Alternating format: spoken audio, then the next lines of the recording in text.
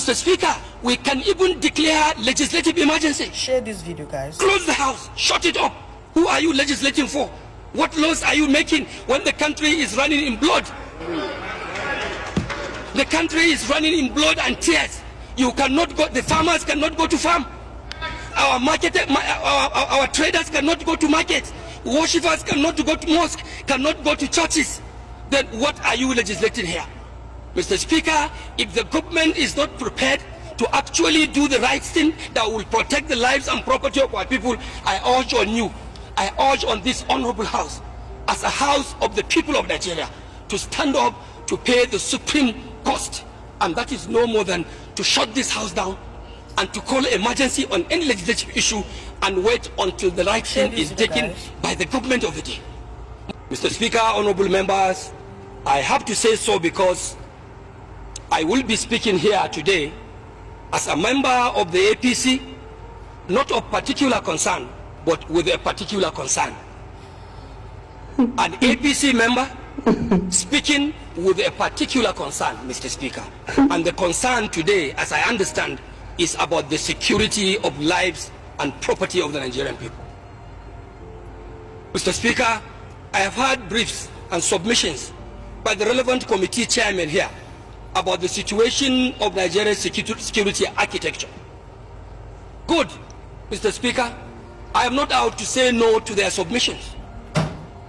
Of course, that is what they have to report to this house. But when you are speaking, Mr. Speaker, from the point of view of Nigerian people, one must be prepared to call a spade a spade.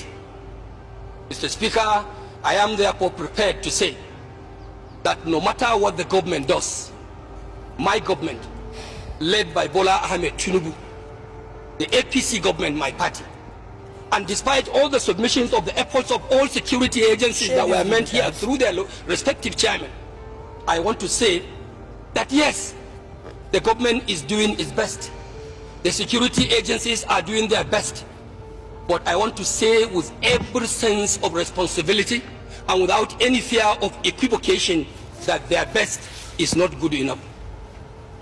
It is not good enough because the security situation in Nigeria today, Mr. Speaker, it is horrific. Mr. Speaker, our security situation is tragic.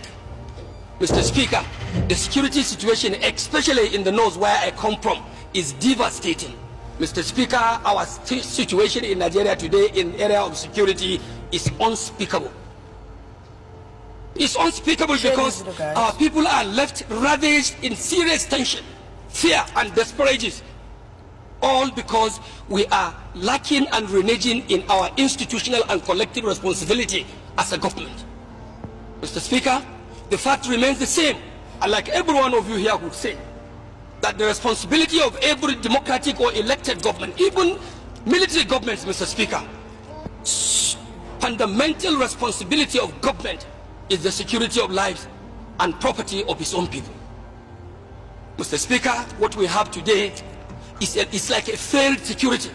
What we have today, in my opinion and in my views, Mr. Speaker, is like, for me to quote in the words of the popular Bob Marley in his own song in those days in the 80s, when he was saying, war in the north, war in the west, war in the east, and war down south. Mr. Speaker, today Nigeria is operating under a complete war against humanity. And this house must not only continue to chant slogans, move motions, take contributions from members. We must have to step up and rise up to the expectation of our own people. And that expectation must be beyond making pronouncement on the floor. Mr. Speaker, we have to step our institutional mandate. We have to step our institutional commitment and determination to protect the lives of the vulnerable people. Mr. Speaker, you rightly said in your remarks that you were in Kebbi State. As God may have it, Mr. Speaker, I went to Kebbi with you. I saw how the governor of Kebbi, who is the chief security officer of the state, speaking to the delegation of this honorable house in nostalgia, Mr. Speaker, with a very heavy heart. At a point, I would not miss to say, I will not be mistaken to say that I saw the governor weeping in the heart. This will be the same situation everywhere you go, in the south or in the north or in the east or down in the west. Mr. Speaker, our governors are not only overwhelmed, it's like they cannot even do it. The responsibility of security, Mr. Speaker, of course, by the constitutional provisions, it is a sole responsibility, more of a sole responsibility to the center.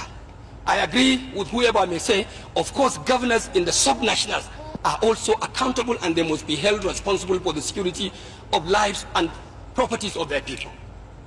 Mr. Speaker, I want to say that in virtually all of our constituencies, given the opportunity, everyone here can rise to tell you the account of what is happening. Mr. Speaker, it is not religious. Mr. Speaker, it is not even political. This fight and this menace of insecurity in Nigeria is something that does not have any identification of one's party or one's religion or one's tribe whatsoever. It is a calculated attempt to demoralize Nigerian state. And if care is not taken, Mr. Speaker, even for those of us who take politics more seriously, we'll have a very big question to answer at the end, because it is like this unnecessary insecurity going on. This is a high level of conspiracy targeting our political processes. As we are approaching 2027, Mr. Speaker, we will all be expected to have a peaceful conduct of our polls. How do you have that if our communities, local communities, are plunged into crisis, into banditry, into kidnappings in the churches, in the mosque, even down in the oil producing area, which is our economic live wire? Production of oil, crude oil, is being unfortunately undermined by militia groups. So it is like a collective thing that we must put our hands on deck and call whoever is responsible, sir, to order. Order, order, and order. And this house must not take for granted that we are not part of the government. If the government is wanting, this institution of the legislature is a component of the government itself. We have to look inward to ourselves and see what more of oversight functions, like some members have said, are we going to make? Are we going to provide? Mr. Speaker, we can even declare legislative emergency. Close the house, shut it up. Who are you legislating for? What laws are you making when the country is running in blood? The country is running in blood and tears. You cannot go, the farmers cannot go to farm. Our our traders cannot go to market. Worshippers cannot go to mosque, cannot go to churches. Then what are you legislating here?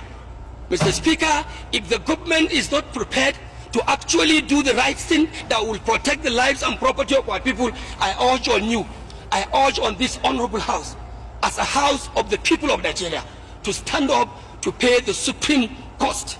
And that is no more than to shut this house down and to call emergency on any legislative issue and wait until the right thing is taken by the government of the day. Mr. Speaker, I also want to believe we are equally responsible. We should also go down to our constituencies and lead civil organizations, like the civil what do you call them, civil vigilante. Let's go and reorganize our vigilante groups. We take commands and take charges of such civil organizations to see how we can salvage and protect our country, Nigeria. What is happening today, Mr. Speaker, is not just to call for mere security or an average performance of security agencies. What we expect of Nigerian government, no more, no less, my Speaker, is to have absolute security.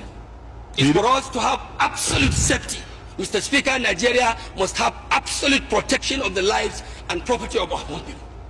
This is my take, Mr. Speaker, and I also want to use the opportunity to tell you that my immediate constituency, which is enclave at the southern part of my state, Kano, is also undergoing serious danger, because in the constituency we have what we call the huge Falgore Game Reserve, lying in between Kaduna State, Plateau State, Bauchi State, through Ningi and Bura, Mr. Speaker, and also contacting some part of Jigawa State to the axis of Turkey. This place used to be a tourist attraction. Many people come in, including tourists from abroad. But because of the dilapidating security situation in my state, Mr. Speaker, today abduction and kidnappings, not only in the forest, in our homes, has become a daily affair, a daily occurrence, just like what the pharmacist may prescribe to you in the hospital to ask you to take Panadol once in the day, in the morning, one in the afternoon, and another one in the evening. That is how kidnapping is so prevalent in my federal constituency. This place that used to be an attraction for tourists, it has now become like an extension of the Sambisa forest in Borno State. So we have to definitely do something. Mr. Speaker, I may not have enough time to continue my submissions, but I want to thank you so much for giving our members this opportunity to speak. And I also want to urge members to continue in the spirit we have started. I have not seen anybody here speaking as a southern member of the House of Reps. I have not seen anyone here speaking as a northern member of the House of Reps. I am the leader of the Northern Caucus, Northern Regional Caucus. I am also not speaking as a member representing the northern part of this country. The security challenges that we are facing is a colossal one, it's a collective one that has to do with the Nigerian nation. And we must step up to that expectation and deal with this matter once and for all.